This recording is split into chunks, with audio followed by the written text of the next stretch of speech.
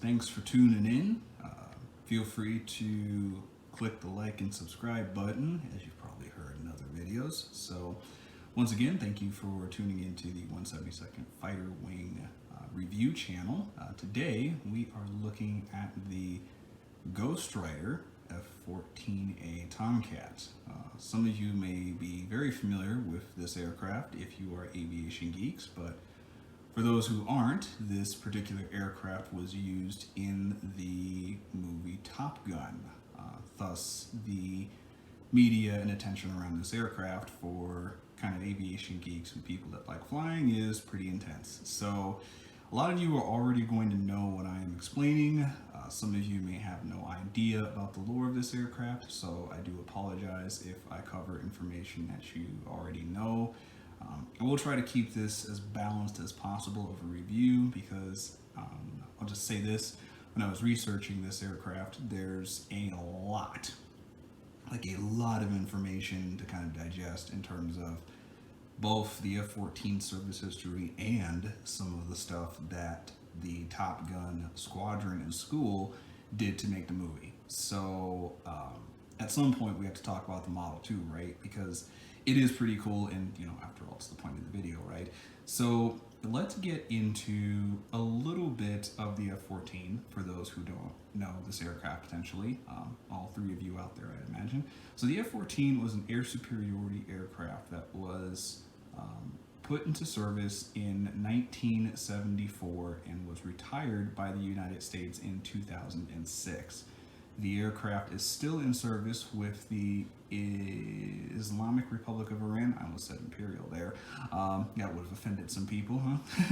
Anyways, so coming back to the subject at hand, the Islamic Republic of Iran still flies them today, and I guess it just shows you how capable the aircraft is that they're still flying it 50 odd years after it went into service. So the aircraft has been used in just about every U.S. involved conflict between 1976 and basically 2006. In the list, I was going to kind of run down through each operation the aircraft was involved in, but I would end up basically talking on this video for about a full 2.5 hours because this aircraft's actually been involved in a lot of stuff. In U.S. service, it was used in actually at log time over Vietnam, covering the withdrawal from Saigon, and it didn't obviously shoot anything down in that capacity, but it did operate as a Overwatch combat air patrol aircraft, which is also how it was used in a lot of other incidents between that time and its retirement in 2006. So this is an interesting point I want to make here, and it's that the F-14 is the only aircraft to date that has participated in every single Persian Gulf War since 1980 onward, because this was used in the Iran-Iraq War, and then it was used, of course, in the 2 Gulf Wars after that. So interesting little bit of trivia there. Now, I could keep talking about the F-14 service history, but then this would be a very long video indeed. So coming back to the subject of Top Gun, the movie, for those of you who may never have heard of it, again, all three of you, this movie came out in 1980, I believe it was 86. I have to check my notes here. I think it's 1986. And starred Top Gun Anthony Edwards in the title role that you see on this aircraft. Namely, Pete Mitchell was Tom Cruise, and Nick Bradshaw in the backseat Rio position was he was in the Rio role as Goose. So both of these characters have kind of gotten a bit of pop culture lore because Top Gun is kind of a cool movie to watch even if you're not necessarily into aircraft. And it inspired, and I'm sure still does, inspire a generation of fighter pilots to make the transition to being in the aircrew world, as well as, of course, backseat radar or weapons systems officers. So there's not very many people in the tactical aircraft community, especially in the U.S., who haven't heard of it, and I think most people overseas that fly airplanes for a living probably know of this movie too. So it's kind of a good idea to cover some of the kind of interesting little bits of trivia around this movie.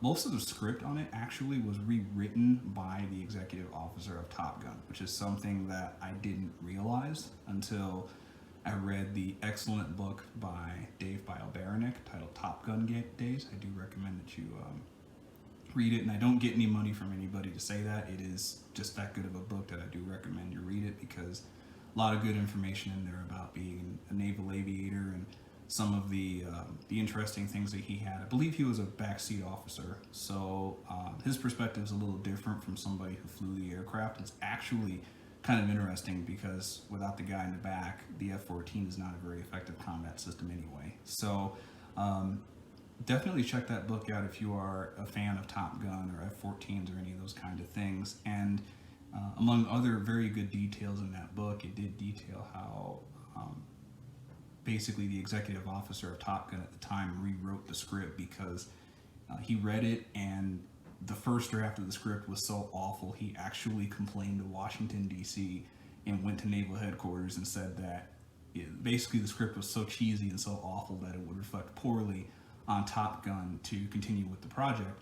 And headquarters Washington D.C. basically pushed back and said, look, this movie's going to happen whether you want it to or not.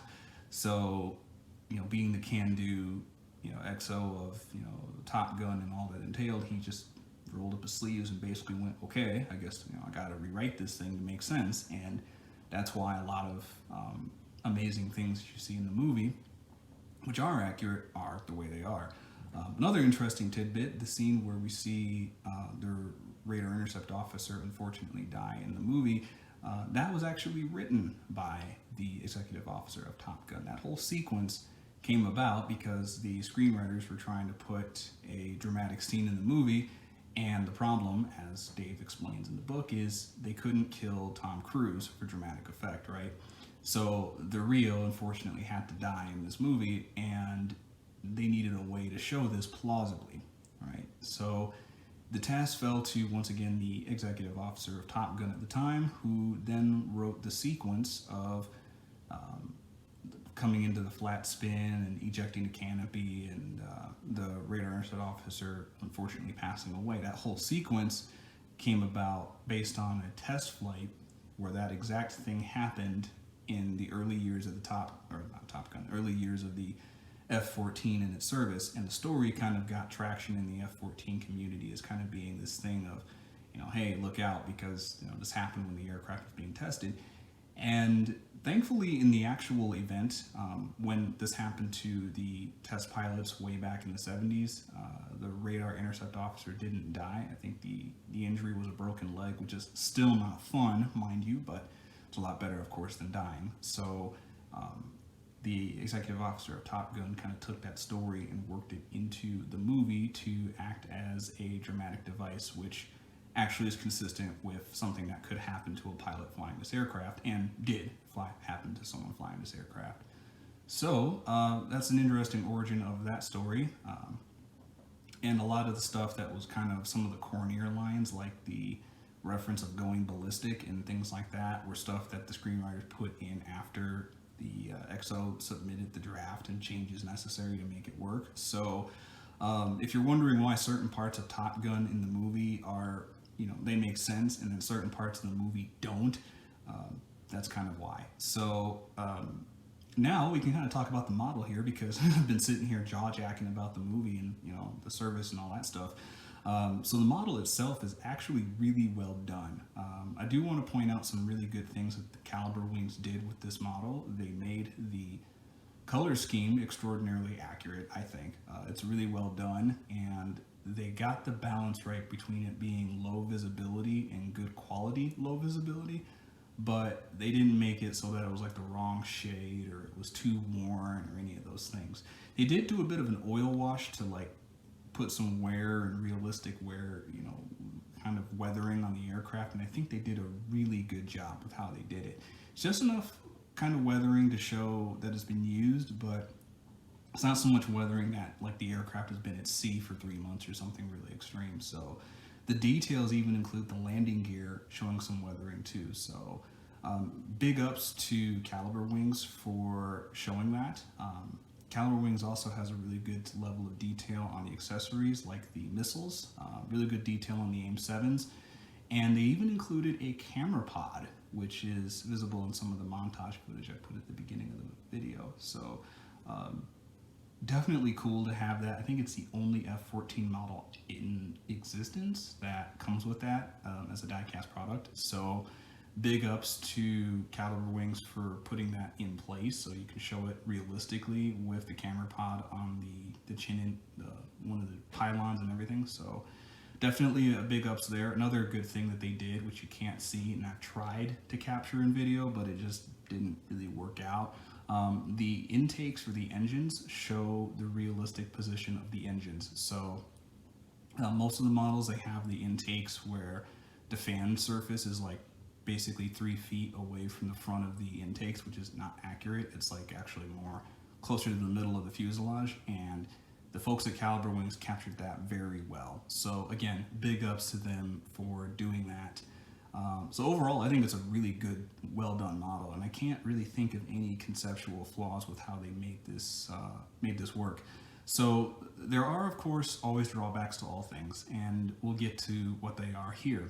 So the first drawback is no Phoenix missiles, which I get it because the aircraft technically never had Phoenix missiles when it was in the movie, and this is of course supposed to show that movie F-14 look. So I kind of get it. They didn't have Phoenixes in the movie, so why would they put it in the model? Most people aren't going to necessarily notice that, but I feel like it would just be a nice thing to have if you want to present the model with the Phoenix missiles attached, like most F-14 kits come with.